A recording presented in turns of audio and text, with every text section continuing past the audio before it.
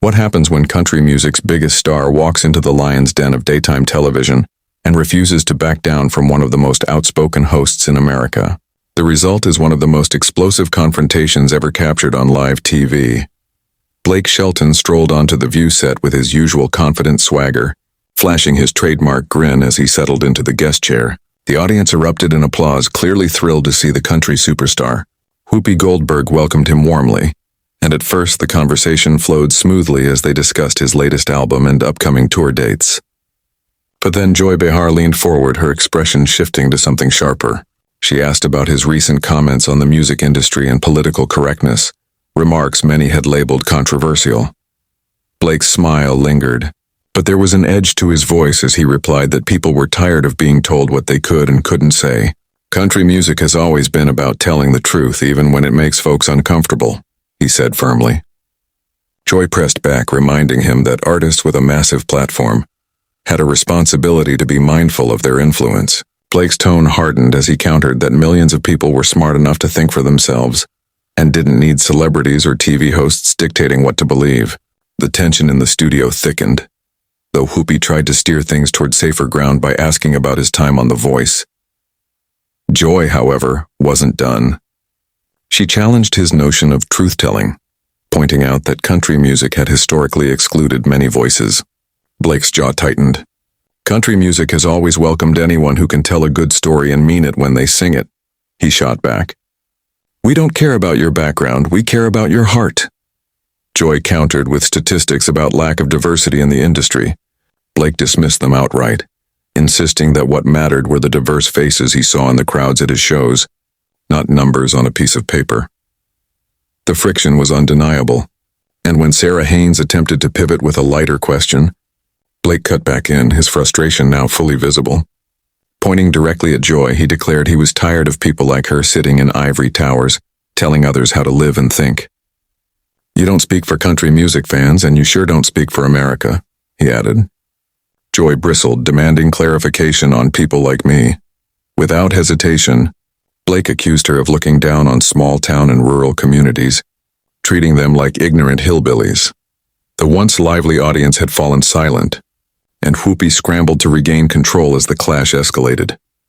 Joy defended herself, saying she never called anyone ignorant but believed in honest discussions about representation and inclusion. Blake scoffed, calling the exchange less a conversation and more an interrogation, accusing the hosts of inviting him under the guise of music only to lecture him about politics.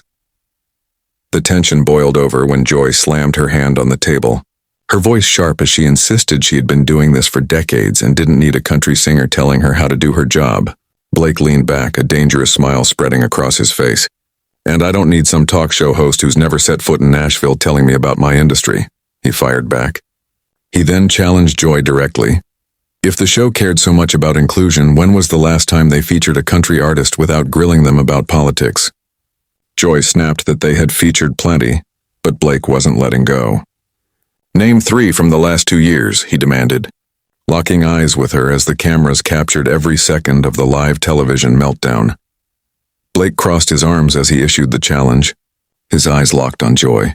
She opened her mouth to respond, then closed it again, clearly struggling to come up with names. The pause that followed was deafening. That's what I thought, Blake said at last, his voice dripping with satisfaction. You don't actually care about country music or the people who make it. You just want to use us as punching bags when it's convenient for your agenda. Whoopi finally managed to interject, urging everyone to take a step back. Blake, let's all calm down, she said carefully. But Blake was on a roll now, his Oklahoma accent thickening as his anger built. No, Whoopi. I'm tired of taking steps back. I'm tired of watching people in the media trash country music and the people who love it. We're not your enemy, but you sure seem determined to make us out to be. Joy had regained her composure and wasn't backing down either. Nobody's calling you the enemy, Blake. But when you make statements that can be interpreted as exclusionary, people are going to call that out. Blake's voice rose sharply. Exclusionary? Lady, I've spent my entire career trying to bring people together through music. I've mentored singers from every background you can imagine on The Voice. I've collaborated with artists across every genre. What have you done to bring people together besides divide them on this show every single day? The audience was completely silent now, many looking uncomfortable as they watched the verbal battle unfold. Sunny Hostin attempted to mediate, but Joy cut her off. "How dare you question what I've done?" she snapped. "I've been fighting for civil rights and equality long before you were even famous." Blake laughed harshly. "Fighting? Is that what you call sitting behind this desk throwing stones at people? Because where I come from, fighting means getting your hands dirty, not just running your mouth." The color drained from Joy's face. "You need to watch your tone with me, young man." Blake leaned forward, eyes flashing. "Or what, you'll cancel me? You'll write some scathing article about how terrible I am? Go ahead, Joy. I've been in this business long enough to know that controversy sells records." Alyssa Farah Griffin tried desperately to change the subject. "Blake, let's talk about your charity work. I know you've done a lot for disaster relief." But Blake wasn't listening. His frustration was boiling over. "You know what the real problem is here? You can't stand the fact that there are still places in America where people think differently than you do. You can't stand that country music represents values and ideas that don't align with your worldview." "That's not true," Joy protested, but her voice lacked its earlier conviction. Blake pressed harder. "Isn't it? Then why do you and people like you constantly attack everything we stand for? Our music, our beliefs, our way of life.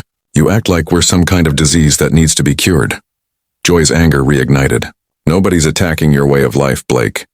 But when your way of life involves looking down on others or excluding people, then yes, that's going to be criticized." Blake shook his head in disgust. "There you go again, putting words in my mouth, making assumptions about who I am and what I believe. You don't know me, Joy. You don't know where I come from or what I've been through. But you're perfectly comfortable sitting there judging me based on some stereotype you have in your head." The production team was clearly in panic mode now. Stage managers frantically communicating through their headsets as the live segment spiraled out of control. Joy stood up from her chair, her face flushed with anger. "You want to know what I know about you, Blake? I know that you have a platform that reaches millions of people, and instead of using it responsibly, you use it to perpetuate division." Blake shot to his feet as well, towering over the table. "Perpetuate division? That's rich coming from someone who makes a living stirring up controversy every single day. At least I bring people joy with my music. What do you bring besides anger and resentment?" "I bring truth," Joy shot back, her voice shaking with fury. "I bring accountability, something you clearly aren't familiar with." Blake's laugh was bitter and cold. "Truth? Your version of truth, maybe. But here's some real truth for you, Joy. The people you claim to represent, the working-class Americans you say you're fighting for, they're the same people buying my records and coming to my concerts. They don't need you to speak for them." Whoopi was frantically trying to restore order. "Okay, everyone, let's just take a breath here. We're all adults. We can disagree without it getting personal." But Blake wasn't finished. His voice dropped to a dangerous whisper that somehow carried more weight than his earlier shouting. "You know what's really sad about this whole thing, Joy? You could have had a real conversation with me today. You could have asked me about my music, about the stories behind my songs, about the fans who come up to me with tears in their eyes, telling me how my music helped them through tough times." Instead, Blake continued, Joy had chosen to ambush him with gotcha questions and political talking points. Joy sat back down, but her posture remained defiant. "I asked you legitimate questions about statements you made publicly," she countered. "If you can't handle being questioned about your own words, maybe you shouldn't be making those statements." Blake's voice rose again, sharp and unyielding. "Handle it? Lady, I can handle anything you throw at me, but I'm not going to sit here and let you twist my words and paint me as something I'm not. I've spent my entire career treating people with respect, regardless of their background, their politics, or anything else. Can you say the same?" The question lingered like a challenge, hanging heavy in the air. Joy opened and closed her mouth several times before finally managing a response. "I have dedicated my life to fighting for equality and justice," she said, though her voice lacked its earlier fire. Blake leaned in, correcting her firmly. "Fighting for your version of equality, your version of justice. But what about the millions of Americans who don't see the world the way you do? Where's their representation on this show? Where's their voice in your fight for equality?" Sarah Haynes tried again to mediate. Blake, I think what Joy is trying to say is that everyone deserves to be heard and included. Blake turned toward her, his expression softening slightly. And I agree with that completely, Sarah. But inclusion works both ways. It means including people from small towns and rural areas too. It means not automatically assuming someone's a bigot just because they live in Oklahoma or Tennessee or Alabama. Joy bristled. Nobody's assuming anything about anyone based on where they live. Blake whirled back to face her, his voice cutting. Aren't you? Because every time country music gets mentioned on this show, it's accompanied by some snide comment about backward thinking or outdated values. Every time someone from the South or Midwest is brought up, there's this underlying assumption that they must be ignorant or prejudiced. That's not true, Joy insisted, but her protest rang hollow. It absolutely is true, Blake fired back. And you know what the worst part is? You're perpetuating the very kind of stereotyping and prejudice you claim to be fighting against. You're just doing it to people you think it's okay to look down on. The studio was silent now except for the faint hum of cameras and equipment. Even the audience seemed to be holding their breath, transfixed by the raw, unfiltered clash unfolding before them. Blake shook his head slowly, his anger cooling into something closer to disappointment. You know, Joy, I came on this show hoping to have a real conversation. I thought maybe, just maybe, we could find some common ground. But all you wanted was a fight. I wanted honesty, Joy replied quietly. No, Blake said firmly. You wanted to prove a point. You wanted to make me the villain in your story. Well, congratulations. You got your confrontation. I hope it was worth it.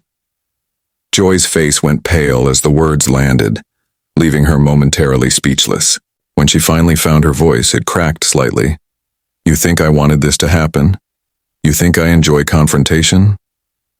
I think you live for it, Blake replied without hesitation, slowly lowering himself back into his seat but never breaking his intense stare.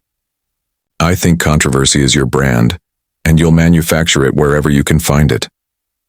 That's completely unfair, Joy protested, her voice unsteady. I ask the questions that need to be asked. I hold people accountable. Blake leaned forward, his tone measured but no less fierce. Accountable to who, Joy? To you? To this show? Or to the millions of people whose lives and values you dismiss every single day?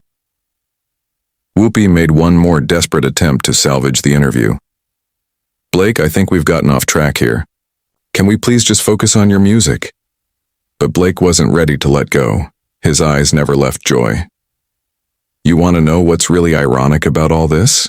Country music is probably the most inclusive genre there is when it comes to storytelling. We sing about everybody.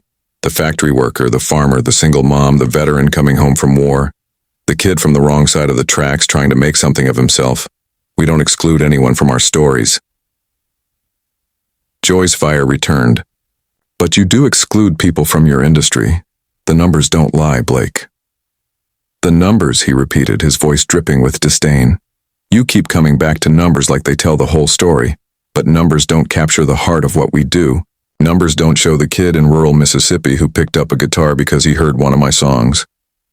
Numbers don't show the dreams we inspire or the hope we give people, Blake said, his voice firm. Joy scoffed. Hope? What hope? Are you giving to young women trying to break into country music? What hope are you giving to artists of color who can't get radio play?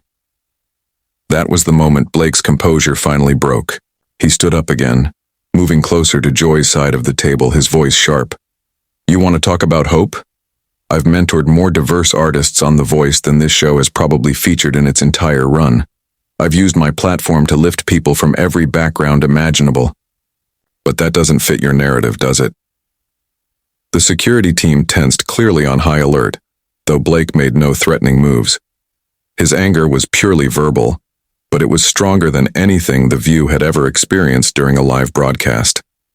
Don't you dare lecture me about giving people hope, he continued, his voice shaking with emotion.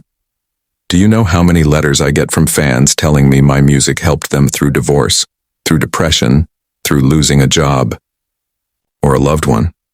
Do you know how many people tell me that country music saved their lives? Joy's defiance wavered, but she pressed on. I'm not diminishing that, Blake, but you can't ignore the systemic issues in the industry. That was the trigger. Blake exploded. Systemic issues. You want to talk about systemic issues? How about the systemic bias against country music in mainstream media? How about the way shows like this one constantly portray country artists and fans as ignorant or backwards? How about the exclusion of country music from award shows and cultural events? The other hosts sat frozen, watching the verbal bloodbath unfold in fascinated horror. Daytime television had never seen anything like this. Blake's voice rose with passion. You sit there in your bubble in New York City, surrounded by people who think exactly like you, and you have the audacity to lecture me about inclusion. When's the last time you spent time in a small town, Joy? When's the last time you had a real conversation with someone who disagrees with your politics? Joy tried to recover, her voice weak. I talk to people who disagree with me every day. No, Blake corrected, his tone cutting. You argue with them. There's a difference. Talking means listening. It means trying to understand. It means showing respect even when you disagree. Joy's voice fell to barely a whisper. I do show respect. Do you? Blake shot back. Because nothing about this interview has felt respectful to me. Nothing about the way you've approached this conversation suggests you have any interest in understanding my perspective or the perspectives of the people I represent. The studio was so silent you could hear the cameras clicking as they captured every second. Blake took a deep breath, regaining some control. His tone softened, though the weight of his words still carried. You know what the saddest part is, Joy? We probably agree on more than we disagree on. We both care about people. We both want everyone to have opportunities. We both believe in the power of art to bring people together. But instead of finding common ground, you chose politics and division. Joy looked shaken, her bravado gone. I never meant for it to go this way. Maybe you didn't, Blake said, his voice softening just slightly. But this is what happens when every conversation is treated as a battle instead of an opportunity to learn. Straightening his shirt, he turned directly to the camera. To everyone watching at home, this is why so many people are fed up with the media and entertainment industry. This is why trust is at an all-time low. Instead of real conversations, we get ambush interviews and gotcha moments. Blake turned back to the hosts. I came here today to talk about music, the joy it brings, the stories we tell, the connections we make. Instead, I was interrogated about politics by someone who clearly has no interest in understanding the world I come from. Whoopi finally found her voice. Blake, I think there might have been some miscommunication here. No, Whoopi, Blake cut in firmly. There was no miscommunication. This was exactly what Joy intended from the moment I walked on this set. She had her mind made up about who I am and what I represent before I ever said a word. With that, Blake removed his microphone and set it on the table. Thanks for having me. I hope your audience got what they came for. Without another word, he walked toward the exit. The studio was frozen in stunned silence. This wasn't just a heated interview gone wrong. It was a complete breakdown of the talk show format. Everyone in the room knew they had just witnessed television history. So what do you think? Was Blake Shelton justified in his reaction? Or did Joy Behar raise valid points that needed to be addressed?